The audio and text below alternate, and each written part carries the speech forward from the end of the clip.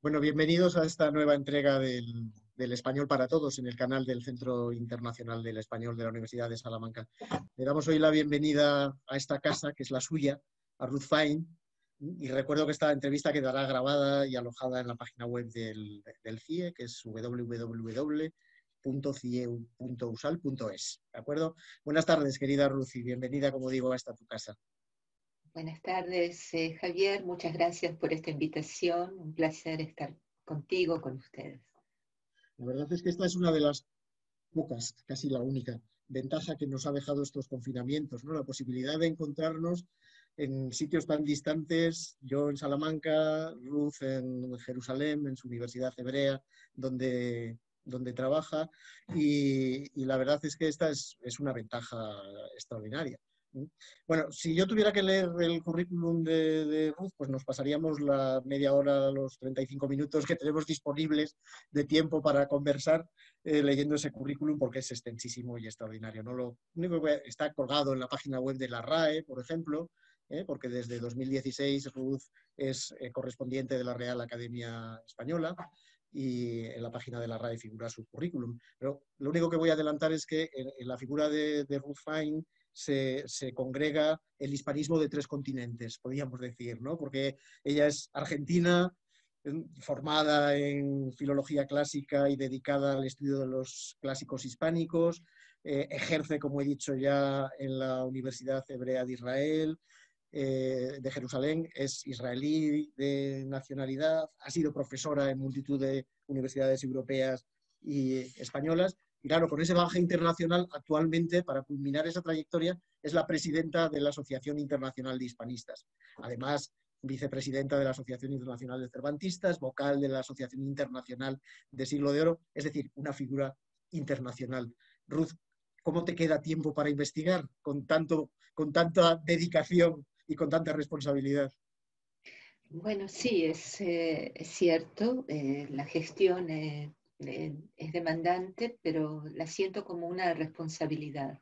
La siento como una responsabilidad justamente por lo que has dicho, porque represento eh, ante todo a un hispanismo periférico, que es el hispanismo israelí.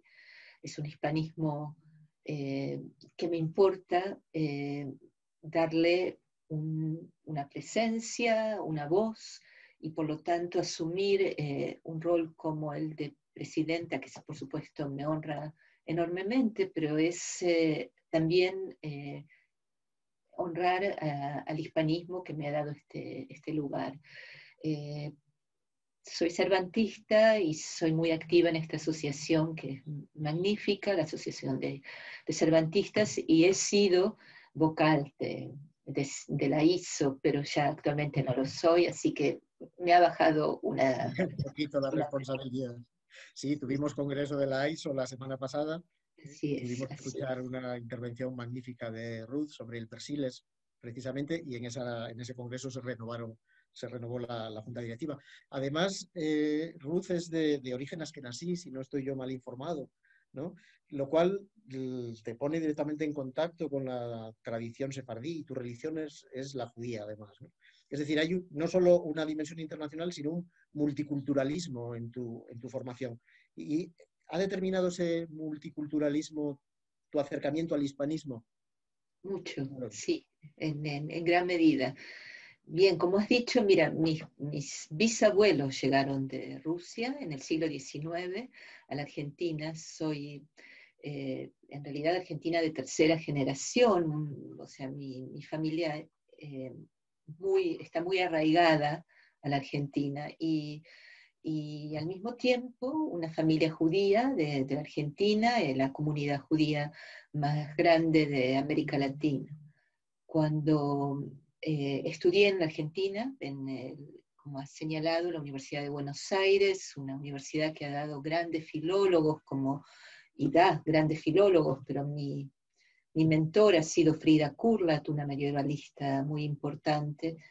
Eh, Me interesé por las jarjas, pensaba dedicarme a la literatura medieval y allí encontrar justamente este cruce entre lo hispánico y lo hebreo en la península ibérica.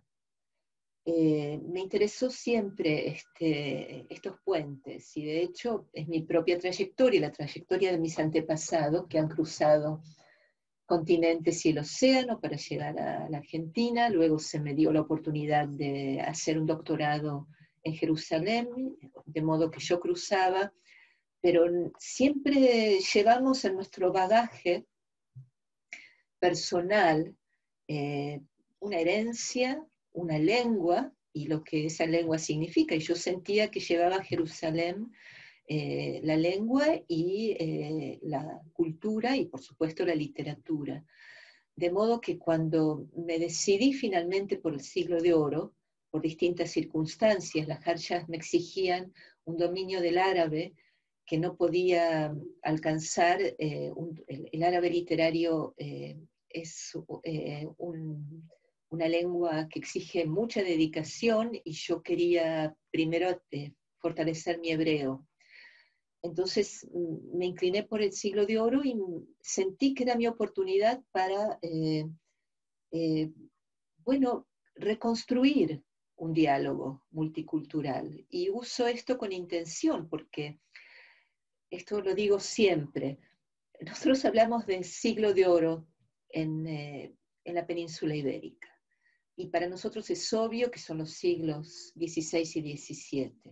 Pero hubo otros 2 siglos de oro en la península ibérica, el del Islam y el siglo de oro judío. Y el comienzo del siglo de oro, el siglo de oro para las letras hispánicas, para la cultura hispánica, marca exactamente la desaparición de la población judía y lo que ella significaba, de modo que a mí lo que me interesaba era reconstruir una recuperación.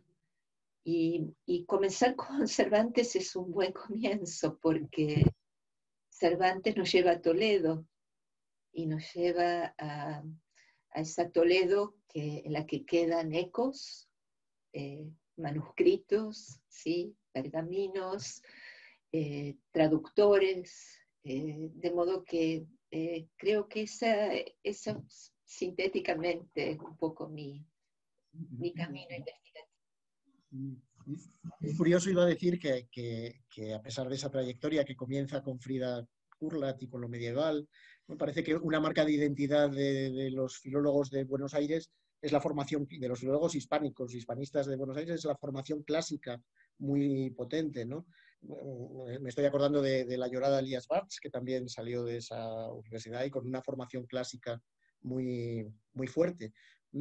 Y además, curiosamente, tu trabajo inicial es no sobre el mundo clásico, sino sobre Borges, ¿no? Así es. Tu tesis fue sobre Borges, ¿no? Con un enfoque más semiótico, creo. Así es, sí. Sucede que primero sí quiero reforzar mi agradecimiento y mi formación en el Instituto de Filología, Amado Alonso, Frida Kurlat. No tuve la suerte de que Lía fuera mi guía, pero sí, la formación clásica era, tengo que hablar en pasado, muy fuerte.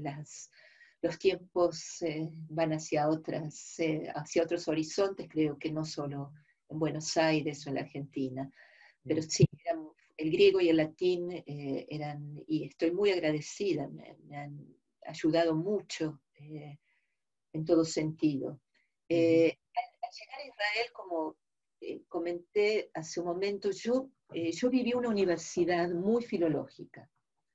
Estudié en la segunda mitad de los años 70 y comienzos de los 80, era el periodo de la dictadura militar en Argentina.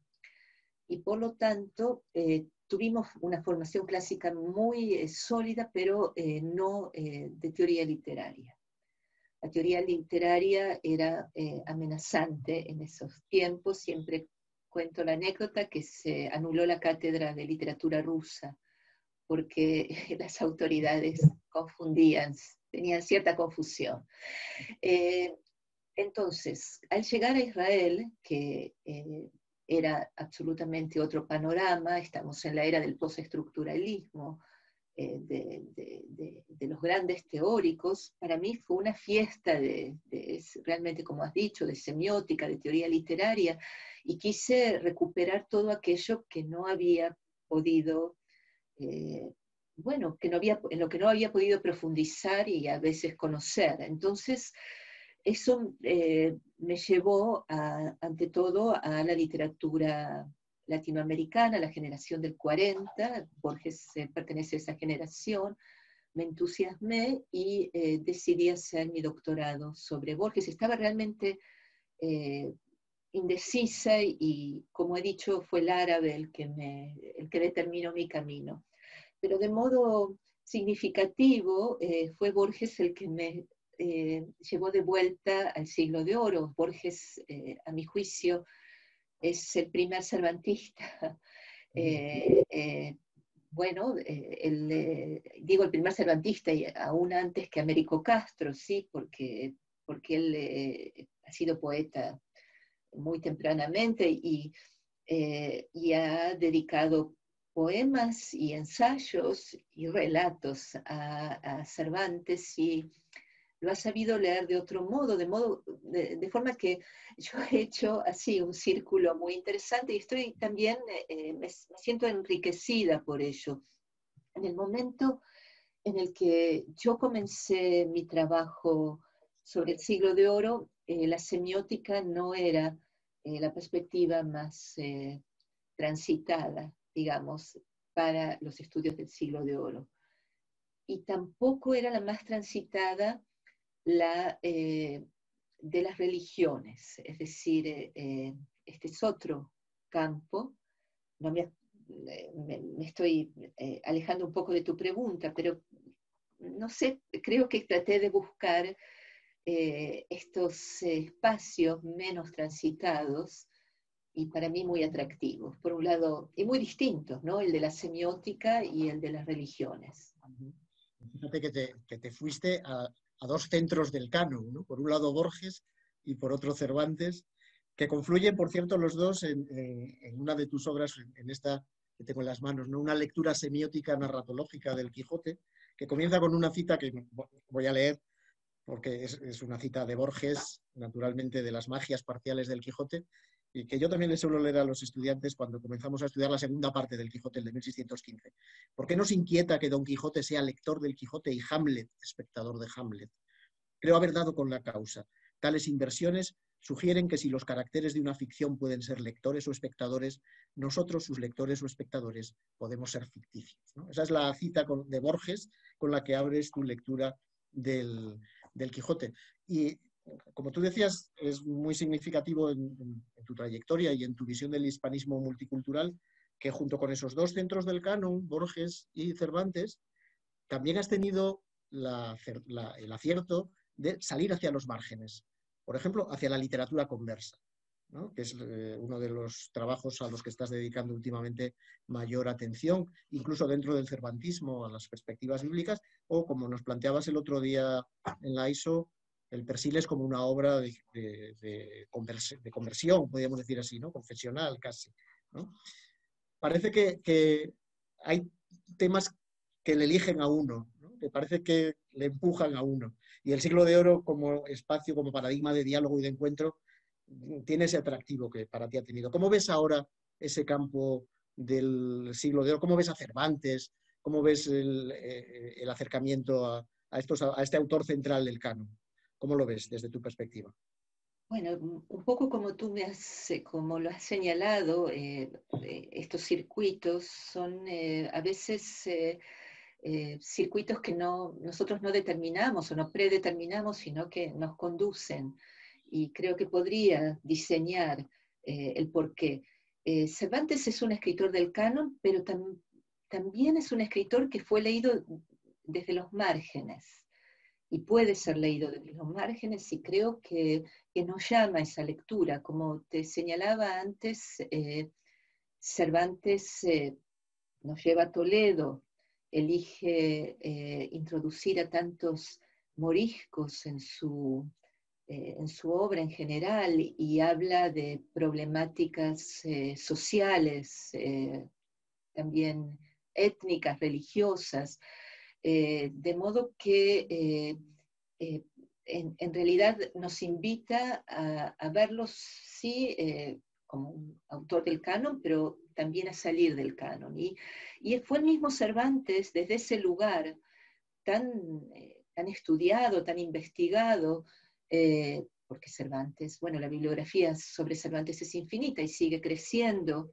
y con razón, pero también nos ayuda o nos lleva a cuestionarnos sobre autores menores, autores no considerados, por supuesto no dentro del canon, ni tampoco dentro del paradigma de las letras españolas, que actualmente están siendo introducidos. Por ejemplo, en el viaje al Parnaso, el Elogia a Godínez, un autor que muy pocos conocían, al menos ahora es un autor dramaturgo conocido. Es decir, es su llamado el que yo escuché. Una de las preguntas que no tienen respuesta y tal vez no tengan importancia es si Cervantes ha sido de origen converso. Esto es menos interesante, a mi juicio, si acaso él nos lleva a pensar el problema de la conversión, y nos lleva a pensar el problema de la conversión. Como decía en mi comunicación, hay muchísimos conversos en su obra. En realidad, su última obra es sobre conversión. ¿Qué significa la conversión? Y estamos en los siglos de las conversiones, no solo dentro de la península ibérica, sino las conversiones al protestantismo, los pasajes, las guerras de religiones, el tema de lo que es dogma, heterodoxia, es central para los siglos cervantinos, de modo que tenemos que pensar en ello. Sí. Y un personaje del Quijote que a mí me entusiasma cada vez que lo leo, y lo leo cada año con los estudiantes, que es el vecino de Sancho Ricote, ¿no? Que me parece uno de los paradigmas de esta complejidad de lo converso y de la conversión, ¿no? Y de lo ideológico cruzado con lo lingüístico en el Quijote, que también es otra perspectiva que tú sacas a la luz con brillantez, ¿no? Esa capacidad de Cervantes para la caracterización lingüística de los personajes, o sea, lo vizcaíno, lo catalán de Roque Guinart, ¿no? La confluencia del alemán de los peregrinos que vienen con Ricote, por ejemplo, en ese episodio, ¿no? Lo lingüístico tiene una importancia fundamental también para la construcción de lo ideológico complejo en Cervantes, ¿no? Esa visión de lo multicultural. Otra vez volvemos al multiculturalismo de Rus, ¿no? Y precisamente a eso lingüístico también has dedicado mucha atención desde una mezcla y una perspectiva de lo ideológico converso con la lengua de Cervantes. En las reescrituras bíblicas cervantinas, que es otro de tus trabajos imprescindibles, analizas con mucho cuidado las versiones bíblicas, por ejemplo, que emplea Cervantes en sus citas, en sus alusiones, ¿no? en sus referencias intertextuales, en el fondo. Ese frenesí intertextual hablas, ¿no? Y te asomas a otro de los espacios en los que has indagado, que es la importancia de las Biblias, ¿no? Y de las traducciones bíblicas al castellano, y en este caso orientado hacia Cervantes, ¿no? Ese es un campo también que te atrae especialmente, ¿no? Y además con tu formación hebrea, naturalmente puedes dar muy buena cuenta de él. Sí, bueno, te agradezco por tantas referencias y por la lectura de mi bibliografía tan meticulosa. Yo, primero sí, lo lingüístico es asombroso en Cervantes, eso que escribo como hablan, ¿sí? Es decir, esa posibilidad de reunir esta polifonía, ¿no? Y es sin duda ideológico. Respecto de la Biblia, sí, es un tema al que he llegado, y he llegado esta vez gracias a mis estudiantes, como lo pongo en mi libro. ¿Y cuál es la razón? Aquí son mundos distintos. Estoy en Israel, mis estudiantes han hecho la primaria, el instituto en Israel, y a diferencia, me parece, tal vez tú corroborarás o no, de lo que sucede al menos en América Latina, no sé si creo que también en Europa, conocen bastante bien la Biblia. Por supuesto que me refiero al Antiguo Testamento. Nosotros estamos en la tierra bíblica, o sea, yo estoy aquí mirando el Monte Sión desde la ventana de mi casa, es decir, estamos, cada rincón es una referencia a las Sagradas Escrituras, de modo que respiramos la Biblia. Y son ellos los que en el análisis, en un primer momento, me han hecho notar, pero son ecos de tal versículo, estos son ecos de tal libro. Aquí Cervantes cita los jueces, pero se equivoca. Es decir, para ellos era muy fácil, también para mí. Entonces empecé a revisar la bibliografía que existente sobre la Biblia en Cervantes, y en ese momento, y estoy hablando ya de bastantes años atrás, era muy ideológica, es decir, trataba de demostrar cuál era el posicionamiento de Cervantes respecto, como hombre de la Contrarreforma, como hombre del siglo XVI-XVII, donde si era realmente de una ortodoxia, una de heterodoxia, y yo quise alejarme de eso, quise mostrar que Cervantes hace un uso exactamente como hace uso de las novelas de caballerías, textos pastoriles, esta intertextualidad, este frenesí intertextual, también incluye la Biblia, y que no hay que tenerle miedo. Es decir, es un poco lo que traté de insinuar antes. Me encontré, para mi asombro, con que por una cuestión también epocal de cuáles son los tiempos que vivimos, los investigadores han, a mi juicio, han indagado con pasión y con razón también, mayormente todo el horizonte clásico, el paradigma clásico, y han descuidado, lo digo realmente con mucha humildad, pero creo que han descuidado por este temor de ser, bueno, de que los confundan o que se piense que aquí hay algo ideológico o incluso proselitista, diría. Pero los hombres del siglo de oro han sido hombres que se han educado en un paradigma religioso, y una de mis preguntas es si realmente no conocían la Biblia. Este es uno de los presupuestos. Creo que a través de Cervantes ese presupuesto puede ser cuestionado. La Biblia está presente en la obra en general de Cervantes, en el Quijote, pero no solamente, está muy presente. No es un conocimiento de ningún modo como el de Fray Luis, ¿sí? Aquí lo digo con toda intención. No es el del teólogo, el del estudioso, pero es un conocimiento que está reflejando, ¿sí? Que la Biblia se vivía en lo pictórico, se vivía por supuesto, en las homilías, en los sermones, etcétera, etcétera, se respiraba. Y, por supuesto, el Nuevo Testamento, pero no solo el Nuevo Testamento. Entonces, esto me hizo acercarme un poco al conocimiento de la Biblia en el periodo, y al mismo tiempo al modo en que Cervantes trabaja con todos estos paradigmas, cómo puede darles un registro irónico, cómo puede ayudarse de estas citas para caracterizar a sus personajes, por qué justamente Cervantes cita, Don Quijote cita los versículos que cita, y en cambio Sancho de otro modo, qué es lo que está en la fraseología popular. Realmente es un tema que me ha apasionado y bueno.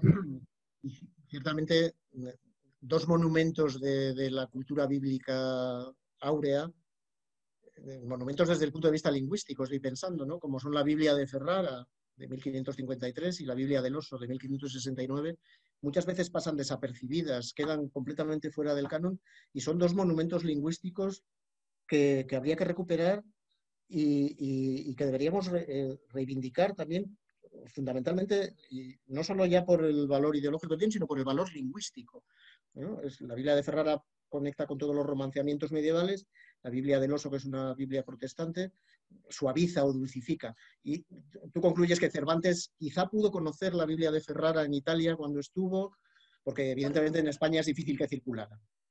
No lo sé, tengo un trabajo hecho sobre eso, no tenemos ningún tipo de, digamos, no podemos comprobarlo textualmente. Es muy probable que haya conocido, sí, la Biblia del Oso, pero es también probable, eh, y diría muy probable, que haya tenido rudimentos del latín, cosa que creo haber mostrado, no sé si demostrado, pero sí.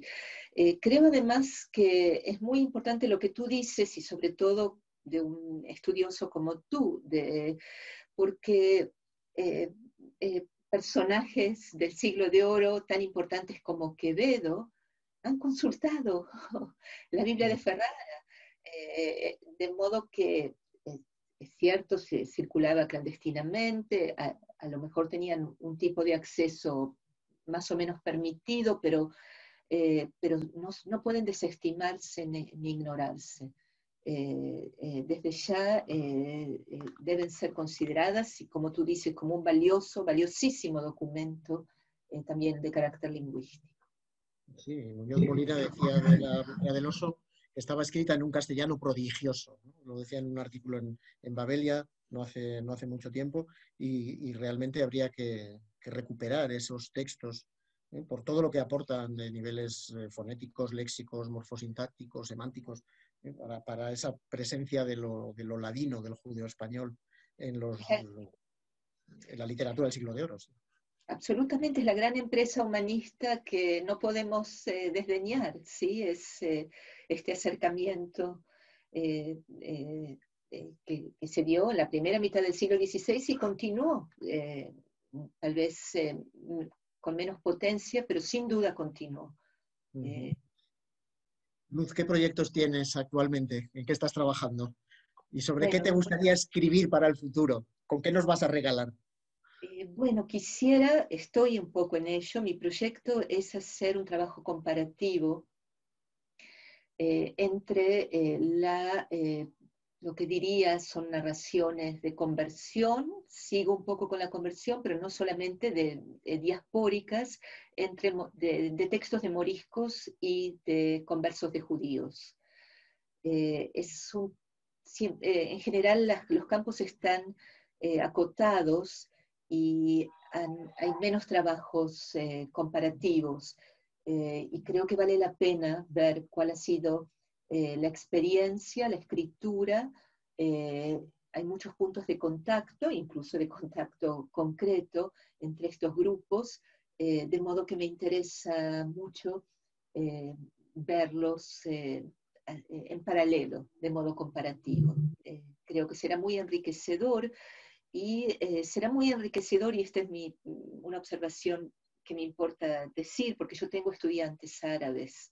La Universidad Hebrea tiene un 12% de estudiantes musulmanes, y leemos juntos, por ejemplo, Cervantes, y nos hace encontrarnos, donde muchas veces al hablar de lo actual no podemos encontrarnos.